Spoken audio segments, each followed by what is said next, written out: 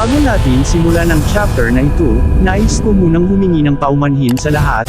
Simula sa susunod na next week, lilipat na po tayo sa bago nating channel. Sa mga solid subscriber natin dito, pwede na po kayo mag-subscribe sa Bentot Manuel Recap. At Boss Den Recap, noon po natin ipagpapatuloy ang mga recap natin simula next week o susunod pang week. Ihahanda lang po natin ang channel para kahit papaano ay makahabol na monetize agad yun. Nasa comment section ang link. Maraming salamat. Ang napakalakas na suntok ng bida ay nagawang itaboy ang pag-atake ng dragon at naging dahilan upang marahas itong tumama sa pader ng kuweba. Kasunod nito ang muli niyang pag-ipon ng matinding enerhiya sa kanyang buong katawan habang sumisigaw na hindi pa siya tapos sa kanyang gagawin. Pagkatapos ay mabilis siyang tumakbo at tumalon sa harap ng Barbarian Dragon. Habang unti-unti niyang binubuo ang enerhiya niya, sinigaw niya sa Barbarian Dragon na tikman nito ang kanyang suntok. Binuo niya ang isang napakalaking enerhiya na hugis kamao at marahas itong pinatama sa ulo ng Barbarian Dragon kung saan nagawa niyang basagin ang mga ngipin nito at tumalsik ang mga iyon sa lupa. Ngunit hindi pa siya doon natatapos. Muli siyang tumalon sa ibabaw ng ulo ng Barbarian Dragon at isinigaw na hindi pa rito nagtatapos ang kanyang gagawin. Sunod-sunod na nagpakawala siya ng malakas na suntok sa mukha nito at hindi niya ito binigyan ng pagkakataon na makahinga man lang, na naging dahilan upang mapahiyaw sa matinding sakit ang Tier 4 na halimaw. Samantala, halos mawala sa sarili ang mga estudyante na nanunood ng live broadcast sa malaking screen. Hindi sila makapaniwala na ang isang tao na nasa Tier 3 ay kayang durugan ang isang Tier 4 na halimaw ng ganoon kadali.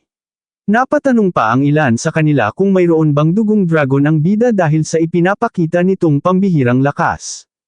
Kinausap ni Grandmaster Lin Biexing si Grandmaster Qin at sinabing kahanga-hanga nga talaga ang lakas ng tatlong attribute fusion, ngunit ang pisikal na lakas ng bida ay lubhang napakatindi.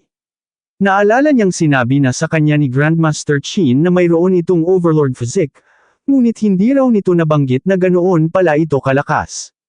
Gulat na gulat at pinagpapawisang sumagot si Grandmaster Qin dahil alam niyang napakalakas ng Overlord Physique, ngunit ang akala niya ay hanggang sa top 30 lamang ito sa ranggo ng mga espesyal na pangangatawan. Ngunit ngayon, mukhang kaya na nitong makipagsabayan sa War God Body, ang kinikilalang pinakamalakas na strength type na katawan. Habang kinakalkula ang kamanghamanghang kombinasyon ng mga God tier na talento ng bida mula sa Overlord Physique, Spiritual Telekinesis, 3 Attribute Fusion, at ang 100% compatibility sa 7 elemento, sinabi ni Grandmaster Lin Biexing na ang bida ay tunay na isang halimaw at siguradong mababasag nito ang lahat ng makasaysayang record sa martial arts exam ngayong taon. Samantala, sa loob ng kuweba, muling umatake ang bida at nagpakawala ng isang napakalakas na lumilipad na sipa na tumama sa mismong baba ng Barbarian Dragon. Dahil sa lakas ng atake ay tuluyan na niyang napatay ang dambuhalang halimaw. Nang unti-unting humuhupa ang makapal na alikabok sa paligid, pagod na napasandal ang bida sa bangkay ng dragon. Ipinaalam ng sistema na nakakuha na siya ng karagdagang 1,400 na martial value, at napagtanto ng bida na napakatibay talaga ng Barbarian Dragon na ito kaya halos maubos ang kanyang spiritual energy. Kung hindi dahil sa kanyang Overlord Physique at 3 Attribute Fusion ay malamang na hindi man lang daw ito nasugatan ng mga karaniwang pag-atake. Biglang sumagi sa kanyang isipan ang mga imahe ni na Grandmaster Lin Biexing at Grandmaster Qin dahil alam niyang kahit magsanib puwersa pa ang ibang mga estudyante laban sa Barbarian Dragon ay imposibleng manalo ang mga ito.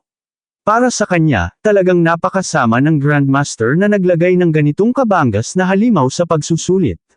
Sinuri niya ang rangkang mula sa kanyang bracelet habang iniisip na kahit ano pa ang mangyari, sa wakas ay sa kanya na ang 10,000 puntos na ito.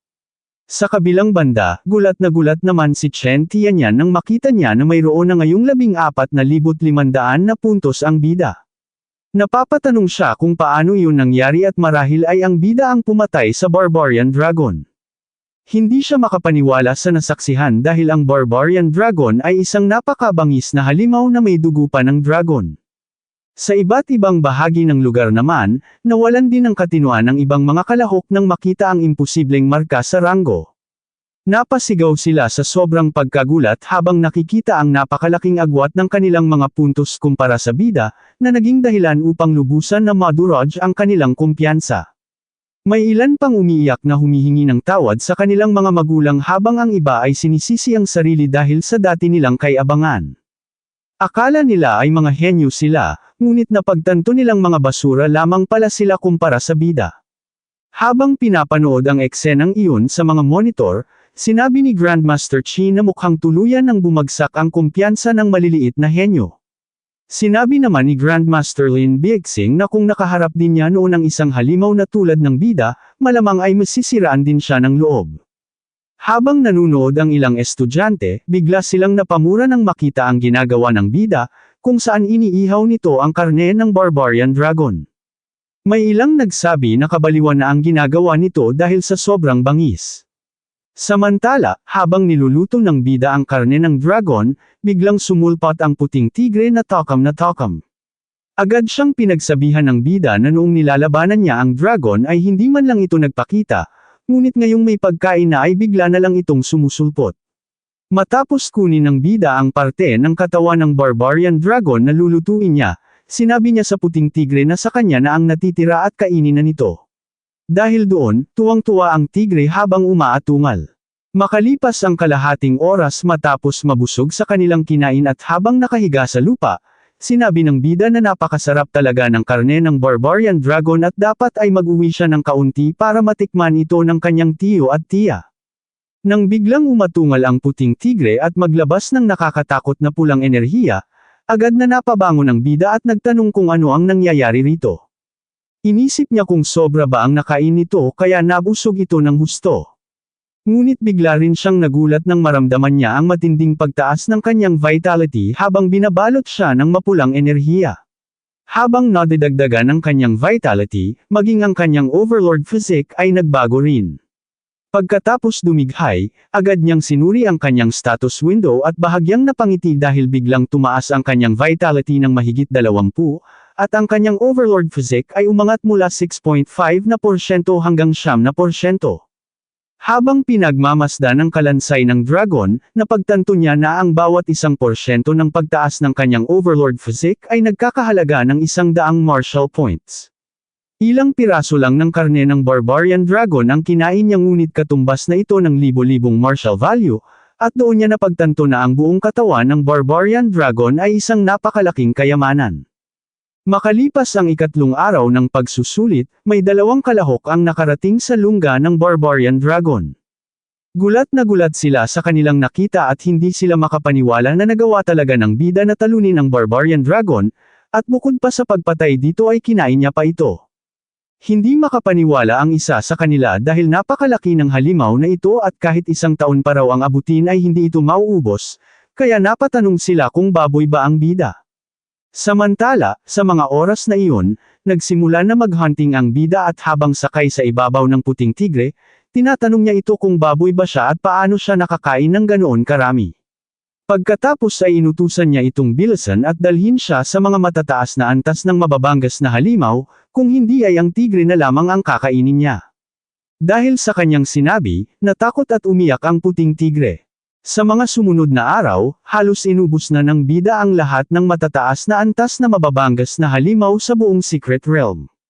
Sa ika-4 na araw, napatay niya ang espesyal na mabangis na halimaw, ang 9 Lives White Ape.